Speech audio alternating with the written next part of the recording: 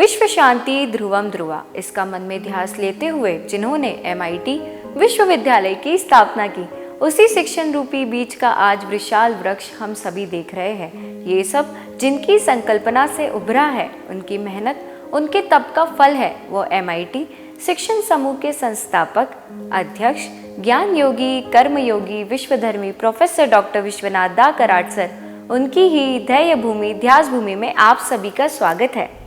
हमें डर मृत्यु का है और डर मृत्यु का इसलिए वो निश्चित है और इसलिए वो यम है। मृत्यु की देवता कौन है? यम है। यम मतलब क्या है?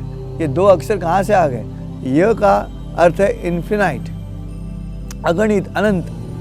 य अक्षर जो है और म जो अक्षर है वो आखिरी अक्षर है। जैसे हम मुंह खोलते हैं तो प, फ, ब, भ, म आ गया, बात खत्म हो गई। तो यह है अनिश्चित है। हाँ, अनिश्चित है।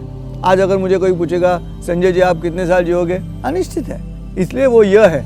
लेकिन आप क्या अमर है? नहीं, हम अमर नहीं हूँ, मुझे तो मृत्यु आने वाली है, मतलब म भी निश्चित है। तो य और म इकट्ठा के यम तैयार होता है। हमें ये अध्याय के इस 7वें प्रश्न पे जब हम सोचते हैं तो हमारे निजी जिंदगी में हमें मनस शांति मिलनी चाहिए। और मनस शांति इसलिए है कि जन्म नाम का जो स्टेशन है वो स्टेशन में आंख खोलता हूँ तभी निकल चुका है, वो स्टेशन में देख नहीं पाता। मृत्यु नाम का जो स्टेशन है उस स्टेशन में आंख बंद होने के बाद मैं स्टेशन में प्रवेश करता हूँ तो वो भी स्टेशन में नहीं देख सकता। मेरे हाथ में है यात्रा।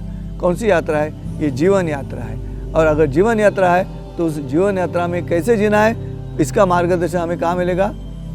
भगवद गीता में मिलेगा।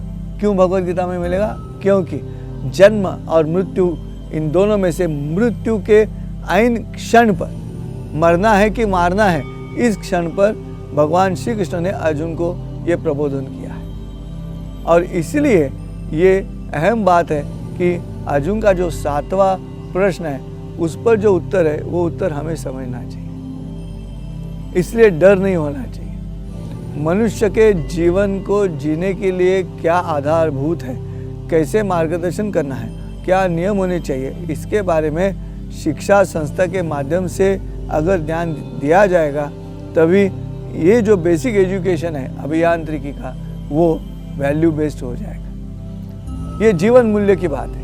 वैल्यू का मतलब उसकी कीमत क्या है, नहीं, ये अनुभव के साथ और नियमों के अनुसार आचरण करते वक्त जो निर्माण हुआ है वो वैल्यू बेस्ड है। और इसलिए अक्षर ब्रह्म योग अध्याय भगवद गीता में इसलिए महत्व रखता है कि पहली बार अर्जुन के प्रश्न अधिभूत से निकलकर, मतलब विषाद से निकलकर विकास की ओर जा रहे हैं, अज्ञान से निकलकर ज्ञान की ओर आ रहे हैं, आर्त से निकलकर जिज्ञासु की तरफ आ रहे हैं। और ये जिज्ञासु की तरफ आना जो है वही चाहिए भगवान श्री कृष्ण को, क्योंकि भगवान श्री कृष्ण के प्रबोधन का अंतिम ध्येय यही है कि अर्जुन युद्ध करे, अपना जो गुण है उस गुण को प्रकट करे, लेकिन प्रकट करते वक्त कर्मण्येवाधिकारस्ते मा फलेषु कदाचन, ऐसा विचार करे, कर्तव्य करे अपना, और कर्तव्य करके इदम न मम, ये सब भगवान का कर्म है, इस तरह से उसकी तरफ देखें। इससे क्या होगा?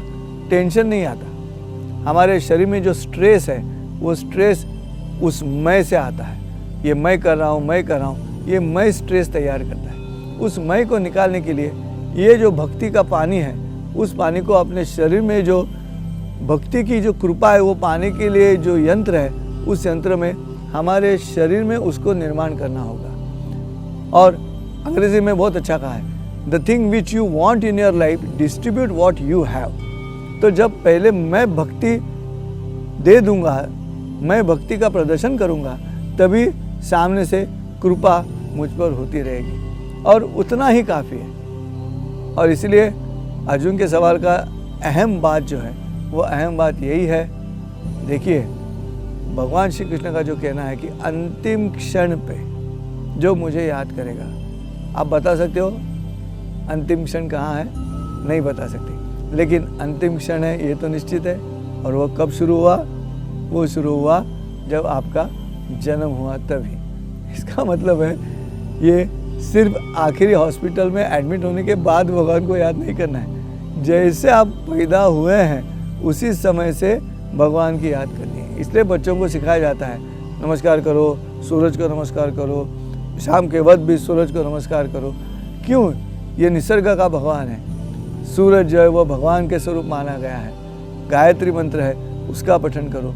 ये सब देव देवताओं का अस्तित्व इसलिए है कि हमारा जो अंतिम क्षण है वो क्षण हमें पता नहीं, लेकिन अंतिम निर्णय जो है वो वही है, उसमें कुछ बदलाव आने वाला नहीं है।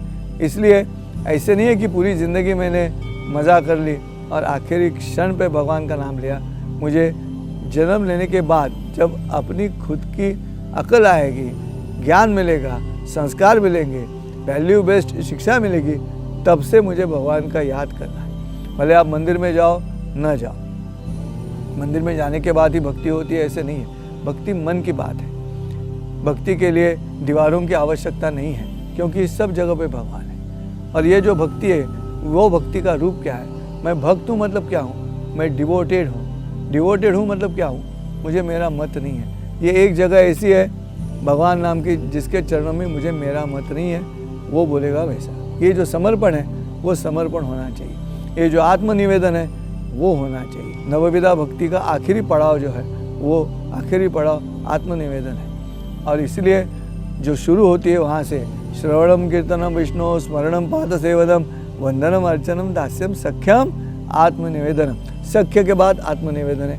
अब अर्जुन का सख्य हो चुका है भगवान श्री कृष्ण के साथ में, अब आखिरी पड़ाव शुरू हो रहा है। तो फिर हम मिलेंगे विश्व शांति संवाद माला के अगले भाग में एक नए विषय के साथ। तब तक के लिए नमस्कार।